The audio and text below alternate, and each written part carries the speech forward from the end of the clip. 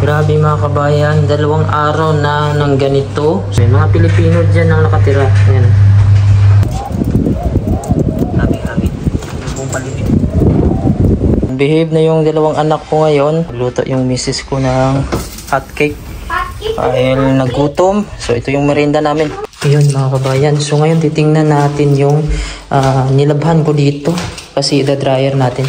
So, ito po yung hallway namin dito. May mga gamit. So, yung gamit nito mga kabayan, nakatira dito sa kabila. Wala sigurong space sa kwarto niya. Tapos, ito yung labas natin dito. Maririnig natin dito kung gaano kalakas yung hangin. Ito. Pag ganito yung mga dingding or mga salamin, napakalamig yan. Kasi dumidikit yung snow. Ayan natin. Ayan. So, ganito yung panahon, no? So, paano ka lalabas niya? Napakalamig at napakasakit ng hangin. Ayan, no? Ang tunog niya.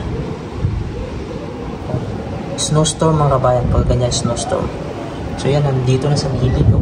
Gumagapang itong mga snow pag hindi mo siya nasarado. So, isarado natin. So, ito yung laundry area namin dito. At titingnan natin yung mga nalabhan na. So, nilabhan namin mga kabayan, no? Yung gamit na nabili namin sa ukay. So, hindi naman mga kuwanto mga kabayan. Nalabhan na din to doon bago dinonate. Pero nilabhan namin ulit. Tapos ito, iba na yung may-ari nito. So, hindi siya nagda-dryer pa. Nagsasampay lang siya. Yan. Ito yung washing namin dito. Ayan, na-washing ko na kanina to. So, ito yung dryer. So, nilinis ko muna yung filter. Yan. So, kabit muna natin to. Ayan. So, ipakita ko sa inyo mga kabayan na. Ito. Ayan. Ito yung mga nakuha natin mga medyas, mga pambata. Ayan. So, ita-dryer natin. Ito. Ayan. So, may gloves din, oh. So, sayang din naman. So, nasa 2,400 lang ito sa peso nabili namin. Kasi nasa 300 Danish kroner. So, mga bago pa, oh. Medyas, oh. Yan, parang isang gamitan pa lang to. Kasi dito sila mga kabayan, kadalasan, na nagbibinta, nagkukuhan sila, na bumibili sila ng mga gamit. Mabilis lang nila pinagsasawaan yung mga gamit. At yun, oh. Yan, dinodonate na nila. Yan. So, magkano lang to? Kadalasan to, nasa 100 pesos lang sa pera natin. Yan. So, mga pambata lang to. Yan, oh. So, may mga jacket din dito. Ito, jacket ng, oh, napakakapal, oh. So, jacket ito ng aking panganay. Yan. Ang gandahan kasi ito, parang may balahibo siya dito at napaka-warm. Yan. So, mayroon ito so, parang balahibo, pero hindi ko na sa nilaban. Yung parang balahibo dito na nakalagay. Kasi hindi naman pwede dito i-washing yun. Baka kasi masira. So, i-dryer natin to. Pwede naman ito i-dryer. Ito naman sa bunso ko. Yan, napakakapal, no? Bago pa ito. Yan. Ito yung maganda kasi whole siya, oh. Whole. Yan. Ito yung kulay niya. Parang purple na red. So, i-dryer din natin para matuyo siya. Yan. Ito yung hood niya. Tapos ito naman sa bunso ko din, oh. Ito, warm to na ganitong tela. So, ito nasa 2,400 lang ito mga kabayan. Sa kanila to lahat. Yan. So, i-dryer natin to.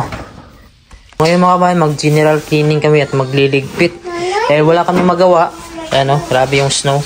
So, ito yung itsura ng bahay namin ngayon, oh. Pag may bata talaga, expected na. Ayan.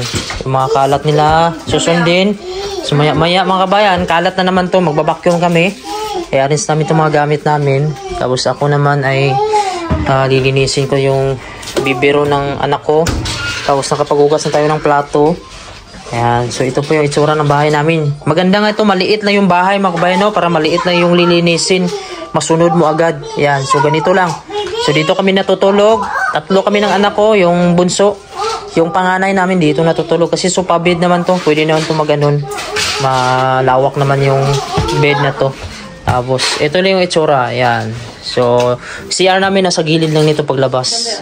So, may kusina dito kami magluto. So, ayan mga kabayan. Maglilinis muna kami.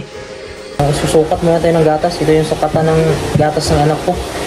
Para mabilis na magdidi. 1, 2, 3,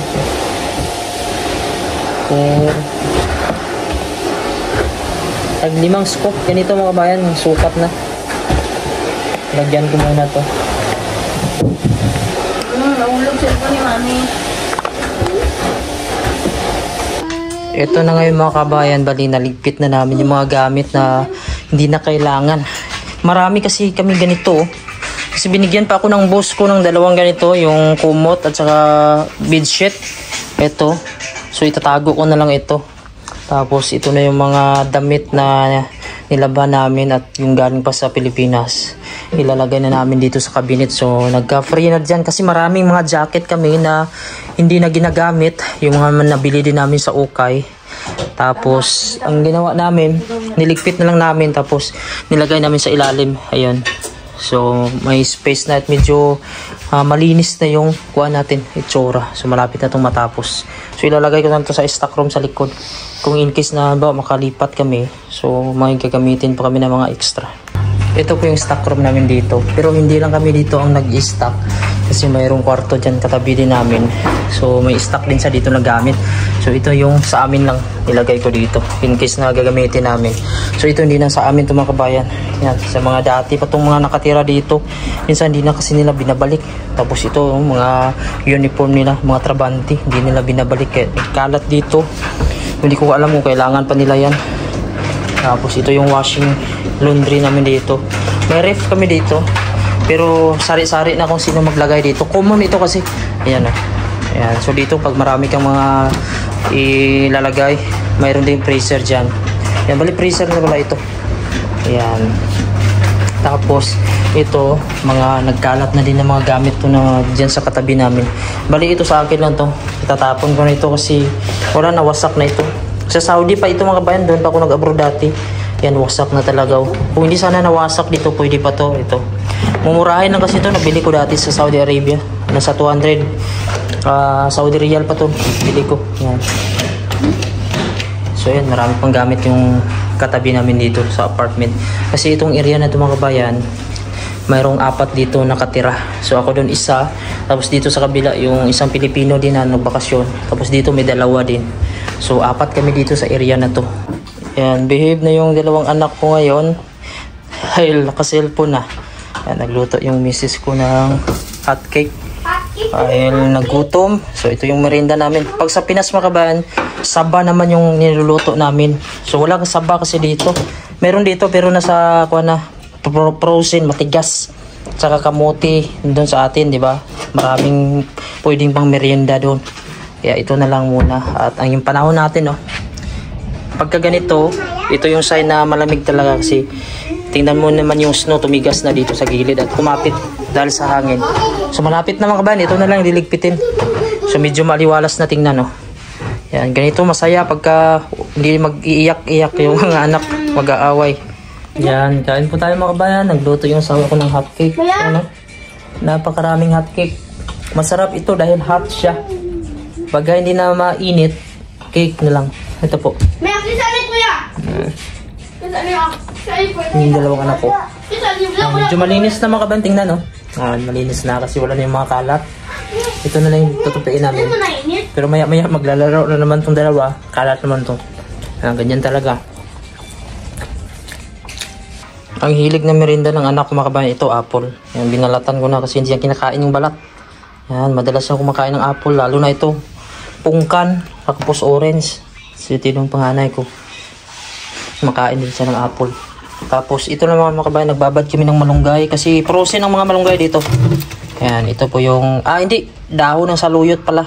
Pero may malunggay din dito. Ganito din yung forma niya na plastic, yan, dahon ng saluyot. So frozen ito ha.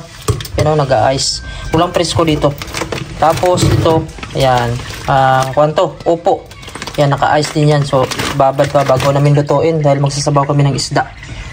Yan, nakakamis na din yung gulay na press. Grabe yung hotcake mga kabayan, napakalaki.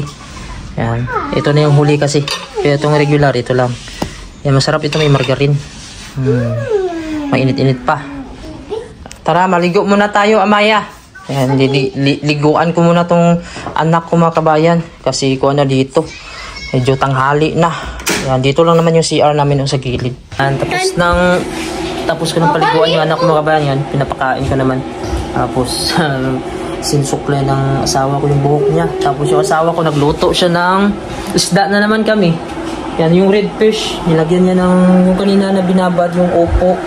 At saka saluyot. Ay, kakain pa daw yung anak ko. Very good man yan. Kakain daw siya. Mga kabayan, tumawag na sila dito ng tagalinis kasi hindi na makadaan yung mga sasakyan. Grabe, yung snow ngayon, oh. So, tambak na dito yung snow. Ayan, oh. So, tumawag na sila ng tagalinis. Yung tractor na yun, oh. Kasi sa gitna, nagkalat na yung snow. Napakalakas pa rin ang hangin. Ayan, oh. So, hindi makadaan yung sasakyan dyan. Kaya, nagkuha sila nitong, ayun, tawag nito, tractor ba to? Hindi yung tractor. Ano yung tawag yan? Ha? Tractor. Ha? Tractor? Hindi. Tractor naman tawag sa bulldozer. Bulldozer. Hindi ko ra. Bulldozer, ayun, oh. Iban. Yan. So, maraming lakas pa rin yung snow. So, hindi kami makaalis. So, dito lang kami sa bahay. So, ayun mga kabayan. Tapos na namin napakain yung bunso namin. Ano ba? Napakain yung bunso namin ngayon. Magtutupi na naman kami ng mga damit namin. Ito yung galing dun sa Pilipinas na dala namin. Tapos, yung mga nilabahan namin mga kabayan. So, ito yung buhay namin ngayon. Magpakain sa bata, mag-alaga. Tapos, magligpit ng mga damit. Yan. Parang sa bahay pa rin. Pero sa Lunes, magtrabaho na ako. So yung misis ko na yung mag-aalaga sa mga bata, maiiwan dito kasi i-apply niya pa yung anak namin sa daycare para magkakakuha ng slots mga kabayan para mailagay yung anak ko sa daycare. Tapos yung panganay namin, August pa yung pasok. So tingnan namin kung pwede na ba siyang iwan dito sa bahay, pero hindi ko alam kung ano yung magiging status. Si August pa. So, kung August pa yung pasukan, so August pa makatrabaho yung asawa ko. So, pero depende mga kabayan, no? Titingnan namin. So, yan. Tutupi muna kami. Mga kabayan, ito yung nabili namin ng 25 Danish kroner. I-times yun sa 8 mga kabayan, siguro nasa 200 pesos. So, panalo na ito mga kabayan, no? Sa ukay lang namin ito nabili. Pero maganda pa mga kabayan, no? Matibay pa siya, oh. Oh, makapal siya. At saka may balahibo siya dito, oh. Ayan. So, 25, mga kabayan, 25 Danish kroner. Ayan, oh. Ito kasi siya, oh. Warm kasi ito. At saka makapal siya, oh. Makapal. Yan, meron siya, oh.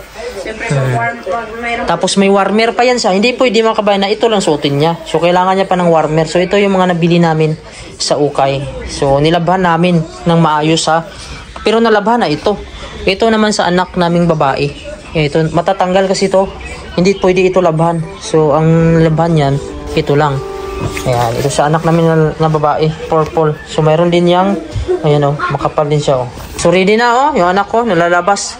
Ang problema, mukhang mas lumakas pa yung snow mga kabayan. So, ganito ang mga palamuti dito. Kung sa Saudi Arabia, mga, akuan siya, buhangin. So, dito naman, puti, ayan. So, ito naman yung mga snow naman dito. So, ano ba yung mas maganda mga kabayan? Yung mga buhangin o ganito snow. So, tingnan nyo. Tapos sa labas, ang lakas na naman. Ay, wow! Yan, ito naman sa anak namin mga kabayan. No?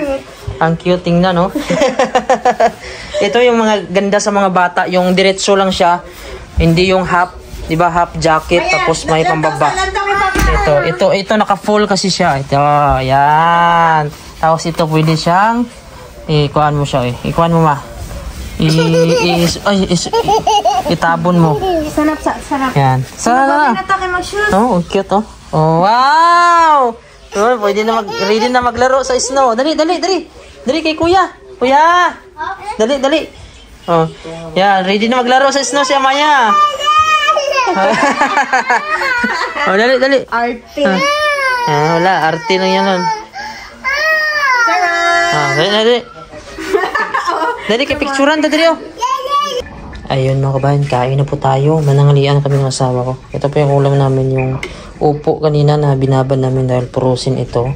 Tapos itong saluyot, prosin din. Tapos yung isda na natira namin kahapon, prosin din ito. Tapos pinrito na lang at sinabawan siya. Tapos ito yung kanan natin, malakas pa rin yung hangin at parang ulan na naman yung bumuhos kasi kanina puro snow. Yan na makikita mo. Ang lakas ng hangin. Tapos yung mga snow, sobrang dulas na siya. At napakataas na dun, oh. Ito naman, oh. Umakyat na mga kabayan, oh, sa second floor. Sa first floor yung snow. Ayan. So yung anak ko tulog na dahil nakakain na sila. At yung anak ko naman na panganay, nag-drawing siya. Yan, ito na yung itsura namin sa bahay na napakaliwalas na. Hindi kagaya kanina sobrang kalat. Dahil kararating lang namin. Naglinis kami at nilagay namin yung mga gamit dito sa cabinet na to. Tapos yung mga malita na sa itaas. Yan. So ito na yung itsura. At naglaba kami. Yan. So kain po tayo mga kabayan. Tanghali na po dito. So update pa rin mga kabayan. Ang oras natin ay 1:00 na ng hapon dito sa amin. Araw ng Sabado. Kahapon dumating kami dito Wibis ng tanghali. Pagka hapon nun mga kabayan, tuloy-tuloy na yung snow, malakas na hangin hanggang Biyernes. Tapos ngayon Sabado, hindi kami nakalabas mga kabayan. Ngayong Sabado, whole day talaga kasi nga malakas yung hangin. Tapos may kasamang snow. So dito lang kami, nakakulong lang kami sa kwarto. Ang ginawa ko, naglaba lang ako mga kabayan.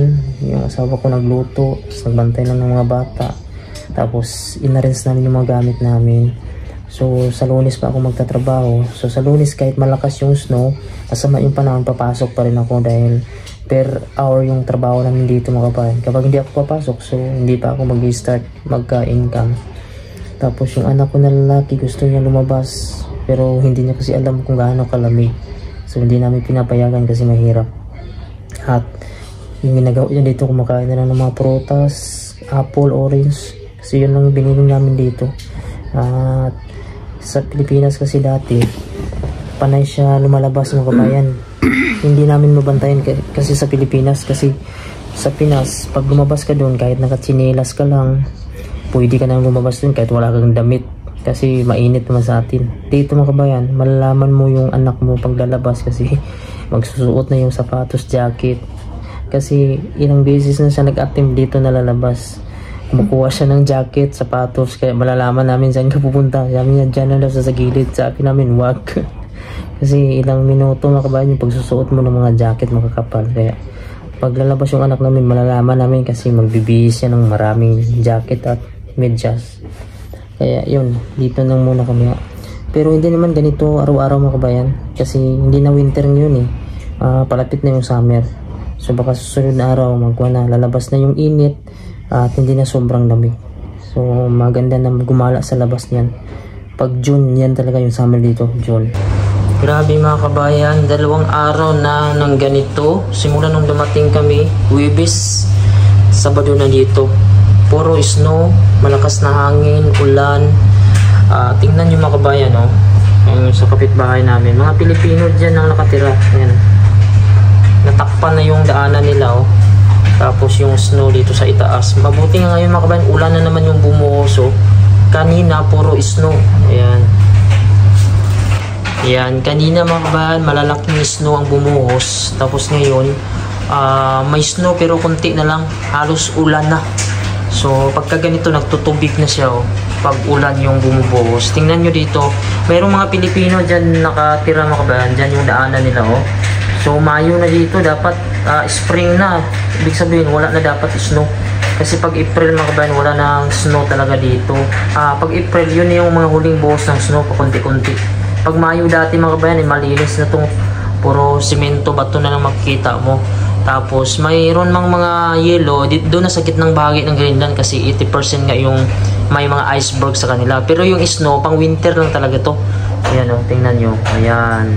So ganyan yung snow, ginapang na yung bahay nila mga kabayan. Ayan. So hanggang dito pa yun sa ibaba. Ayan. So tingnan natin, i-check natin dito kung gaano kalakas yung hangin. Sa hangin pala mga kabayan, sobrang lamig na. Samahan mo pa ng talsik ng mga snow, tapos tubig ulan. Napakahirap. Ayan. Ayan. Medyo natunaw siya mga kabayan. Ayan, naging scramble.